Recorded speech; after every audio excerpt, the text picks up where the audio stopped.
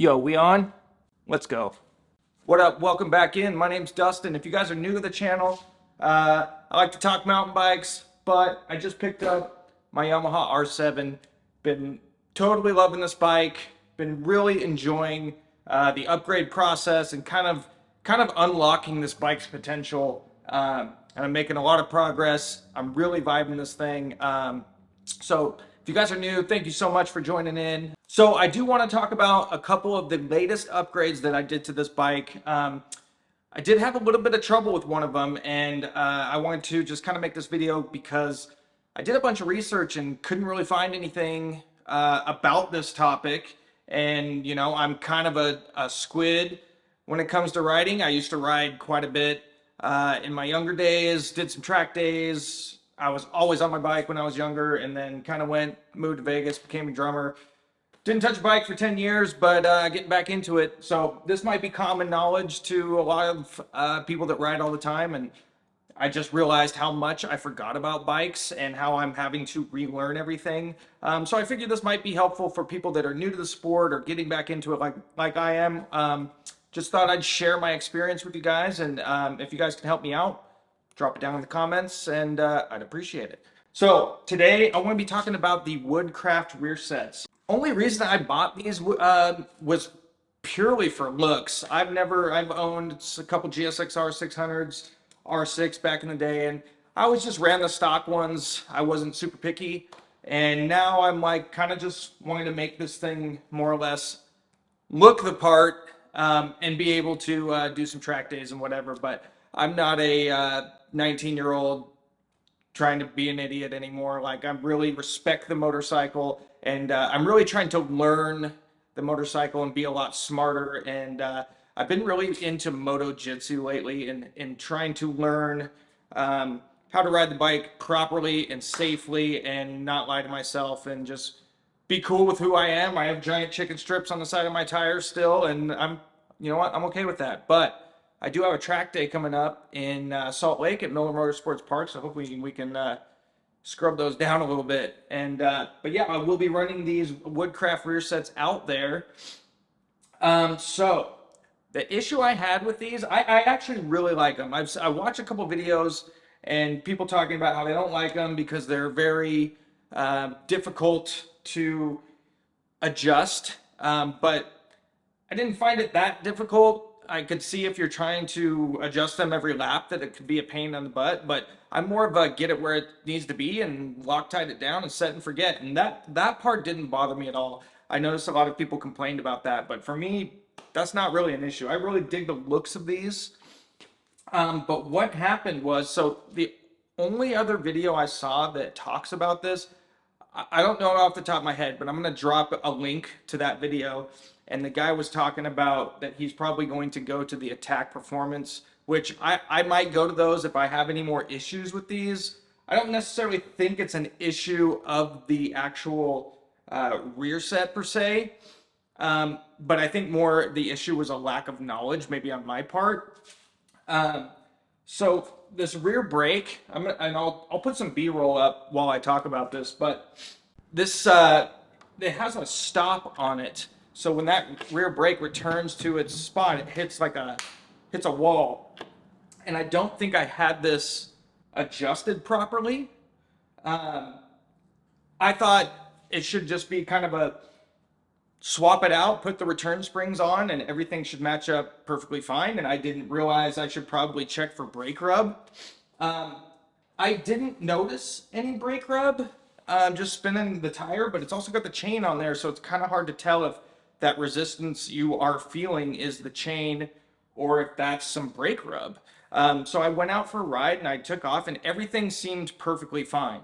I didn't notice anything different. Everything felt good. Acceleration was great. I didn't feel any drag. Felt like the brake was working properly. And 20 minutes into my ride, I think I maybe got up to 45 miles an hour. I was going to meet some buddies and I was in third gear and I downshifted into second, and as soon as I went into second gear, the bike, it felt like freaking Thor just stomped on my rear brake.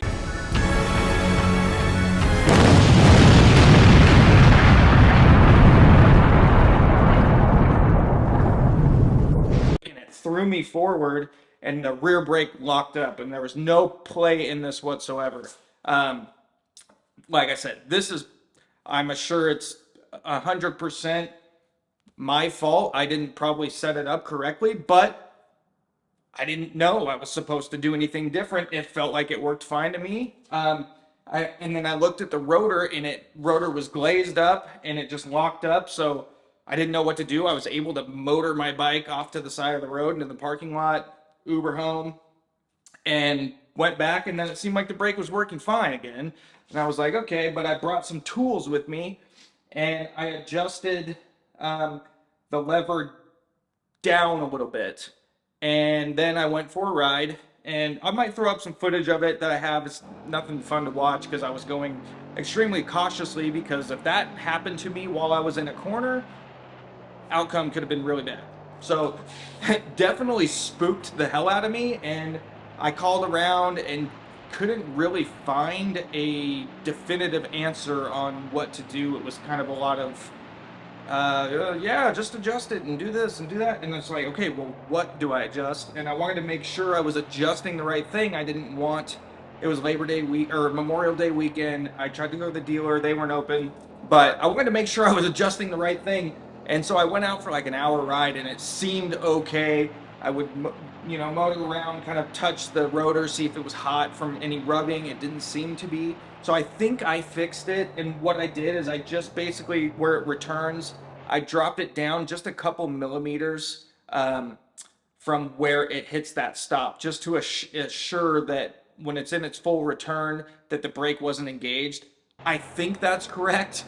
I don't know, so don't take my word for this, but I'm just sharing my experience with what I did, and it seems to have fixed it. So that would lead me to believe that that was the proper adjustment. But I called Woodcraft, and they had great customer service, and that's basically what they told me to do. I'm still learning. I don't understand everything that everyone's saying when it comes to this type of stuff, but I do like to work on my own bikes. It is fun for me, and I learn by making mistakes, and thankfully this wasn't a really bad one. It's something I've never even thought about, and now I'll never make this mistake again. And if I buy another bike in the future and I want to put rear sets on it, that's going to be 100% my focus. And it's probably common knowledge to people that do this all the time, but for me it wasn't. And I'm the type of person that does a lot of research and to make sure that I'm doing the right thing, but there was nothing talked about this anywhere whatsoever. I put these on. They were super easy to put on. The shift side was a piece of cake. I also put that GYTR quick shifter on. Absolutely loving that thing. So much fun to hold that throttle wide open and just click all the way up through the gears.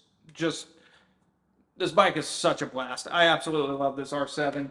But yeah, that was something that did freak me out. So I've been kind of cautious just because it was so abrupt. It just came out of nowhere, and all of a sudden it just like I said, it feels like someone just stepped on that rear brake and freaking threw me forward. It was really weird. So if I do have any more issues, I will be trying those Attack Performance rear sets. But I think I got this whole thing figured out. I would really appreciate it if anyone would put in the comments if they've had any experiences with this. Link that video again to the guy who posted that video where he talks about the Woodcrafts. He also has the Shorty exhaust, and he had issues with that thing going into with the brake hitting that the canister of that really expensive Yoshimura exhaust. And I don't have that problem with the Akrapovic up here, but yeah, a lot of the issues I have seen that people have had with these don't bug me at all, but the brake issue definitely bugs me, and it's made me super cautious, which I think it's a good thing that happened, because now I'm aware of, sometimes it takes something like that for me to be like, holy what the heck just happened, and how do I make sure that never happens again? So that's what I'm trying to do with this video. So hopefully I can help a couple of you guys out. I went to go do a ride video, but decided to thunderstorm. So I do have a ride video coming up, getting all my GoPro settings all dialed up, and we'll go take this thing into the twisties and have some fun with it. I've been really enjoying this thing, and got like 600 miles now. So I will do like kind of an impressions video here in the future. So stay tuned for that. I appreciate it. I've gotten some new subscribers that are interested in my stuff on the bike, and I appreciate you guys. So thank you. My name's Dustin. Thanks for checking this out. As always, shout out Silk Cloud San Diego, thesilkcloud.com. Use code DustinJ, 20% off anything on site. Or if you are in San Diego, go down to the lower left, tell them I sent you. And again, thank you for checking out my video. And stay tuned. We're going to go take this thing for a spin.